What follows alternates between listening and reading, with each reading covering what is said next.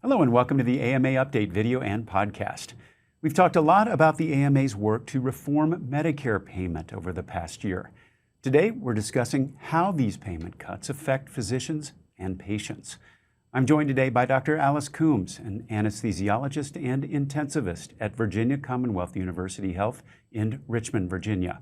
Dr. Coombs is also president of the Medical Society of Virginia and serves as a member of the AMA Council on Medical Service. I'm Todd Unger, AMA's Chief Experience Officer. Dr. Coombs, welcome. Thank you very much. It's great to be here. Dr. Coombs, help us first understand how cuts to Medicare payment and the instability of the payment system overall affect your patients and your ability as a physician to care for them. So in my own practice, what I've seen at Virginia Commonwealth University is that patients who are Medicare beneficiaries come into the hospital sometimes with delayed care, not because they necessarily get to the hospital late from being referred for self-referrals, but many times they actually have to see their primary care doctors, who are a lot of times the main referral process and workup occurs in those offices. So if the primary care doctors are really inundated with patients, whether they be patients without insurance or Medicaid beneficiaries, as well as Medicare beneficiaries, they may have panels that are exploding at the seams with these patients and therefore may not be able to take care of them. So in a timely fashion. And it's been shown with Medicare beneficiaries that the wait time for certain subset of patients, minority patients, wait longer to see doctors. And it's not because they choose to wait longer, it's because the doctors have a longer wait list. And that involves a lot of other decision making that goes into when a patient actually gets to see the doctor. Do you hear that same problem reflected as you talk to physicians around the state of Virginia? Of course, in your role as president of the Medical Society of Virginia, I'm sure you come in contact with them a lot, as well as at the AMA. What are you hearing from your colleagues? So it's very interesting. We think that it's all the traditional fee-for-service Medicare, but it's not. It's actually some of the other robust advanced healthcare models that have been advertised as the superior models, such as Medicare Advantage. We have seen also in several of the accountable care organizations where certain physicians who take care of predominantly minority patients have complained that I am a part of this program, but I missed the point for performance, and as a result, I don't get a bonus. I actually get penalized because of some rubric that's been put in place that says your performance is good or not so good. And so I think it's a problem not just with traditional Medicare. So if we look at the other programs in Medicare Advantage, as well as accountable care organizations that are out there, I think it becomes problematic for doctors who do have vulnerable populations, partly because of risk adjustments and adequately saying that this patient population is much sicker, and therefore your performance is going to be different than someone who is taking care of predominantly mostly healthy patients. You know, one of the things that we talk about in reviewing Medicare and the issues there are just the stories and how important those are, especially to get to legislators.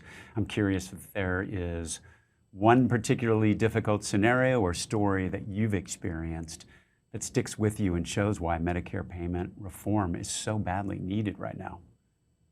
So I think Medicare payment as it exists right now is actually forcing physicians and healthcare systems to make different decisions. For instance, one of the things I actually heard in a meeting when someone discussed, well, Medicare payments are so low and relative to commercial. What is this healthcare system? And it was questioning someone who was presenting, what do you do with your Medicare and your Medicaid patients? And their response was, well, if it's a commercial insurer, we will allow the physicians to see those patients. The patients with Medicare and no insurance, they will see the physician assistants or the nurse practitioner. Now, on background, it looks like that's actually a reasonable thing for access, improved access. But what I want to point out is that not all access is actually access to the right care at the right time. There are many times that some of the physicians will be specialized physicians and a specialist may refer to another specialist. And if they can't see a physician because of their insurance, then you get a second or third year non-physician provider caring for a highly difficult, complex patient because of the fact that that patient is a Medicare or Medicaid beneficiary. And I think that that's really unfortunate. You've really made clear a lot of these access issues, real implications for patient care. I'm curious, in your view, what are the kind of practical changes that need to happen for Medicare to function effectively for all patients? We have to address this whole issue of underpayment. And it is when you actually look at, and I actually did this for an anesthetic. For instance, a patient was having a thoracotomy with a tumor that was adherent to the chest wall. And when you looked at how much was being allotted for the care of that patient for 6 hours, it would be on par to someone going to a hairdresser and having a manicure pedicure.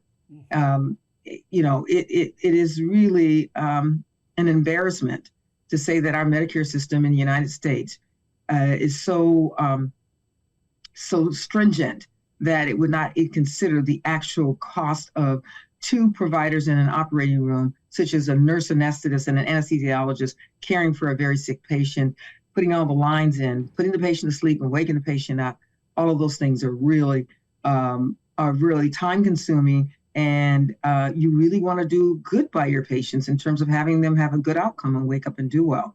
So when we compare the two, it's just unconscionable how Medicare does not take those things into consideration. Now, Dr. Coombs, you're a member of AMA's Council on Medical Service. It studies and evaluates socioeconomic economic factors that influence the practice of medicine, and that includes Medicare, and then makes policy recommendations based off that. Tell us a little bit more, because I'm not sure everybody knows just how significant that work is, but about the AMA Council on Medical Service. How does that contribute to the efforts to reform Medicare payment? So the AMA Council on Medical Services addresses every aspect of Medicare payment. And so from things looking at such things as prospective payment models, looking at even the loss of public health coverage during the pandemic, during the emergency, and how does that look when the pandemic is no longer in existence, and what does our policy look like on the books in terms of what we advocate for Congress. Even considering things such as drug price negotiations, all of those things are really important. And I think that we neglect to see even how durable medical equipment impacts patients being able to have the proper procedure and also the proper appliances that are necessary. So it covers the basic evaluation and management code. It covers inpatient, outpatient. The council has actually delved itself into every aspect of Medicare payment. And I think part of the council's role is to really look at what the House of Delegates is telling us. And they have experiences that actually reflect what they're actually going through in the grassroots. And it matters that it's not all the same. It's rural, it's urban, it's looking at healthcare systems, it's looking at individual doctors. And so from that, the council understands that not one size fits all, but we are actually in a classroom of the House of Delegates, and we're learning constantly from them what their experiences are. So yes, the council has done tremendous work, and I'm very proud to be on the Council for Medical Services. Dr. Coombs, you are obviously very, very active in organized medicine. You've got your leadership role at the AMA. You're president of the State Society of Virginia. You probably know better than anyone else, problems like Medicare payment reform are not going to go away on their own. How do you talk to other physicians out there and encourage them to get involved in organized medicine to make a difference where it really counts here in patient care? So number one, I think it's really important. Organized medicine is a collective voice that gets before groups of individuals in your state, because it starts in the state, and then federal is the vehicle is the AMA. And so I think it's really important to join the AMA, but also be active in your local societies as well, because what happens at the state can culminate to affect other states across the union, across the United States. I think the other issue is advocating with the legislators in your own community, the ones that represent you and at the federal level. It is no doubt that we can have influence across the board with some of our legislators that are in Washington, D.C. They do listen to us. We're their constituents. And I think us giving testimony and talking about our actual patient experience is far more important than anything we ever do. And as a former Medicare Payment Advisor Commissioner, I had to really argue for certain things that I saw in practice that many people around the table who did not touch patients at all, they had no experience. And even some people who were scientists and even maybe physicians who didn't practice, they were administrative physicians. Doctors are powerful when they bring the patient in the room. Absolutely. What a great way to end this segment. Dr. Combs, thank you for joining us today. All of your work is so impressive. We appreciate you for helping us to see the challenges in the context of patient care. For the latest developments on Medicare payment reform, check out the online home for the AMA Recovery Plan for America's Physicians at ama-assn.org/recovery.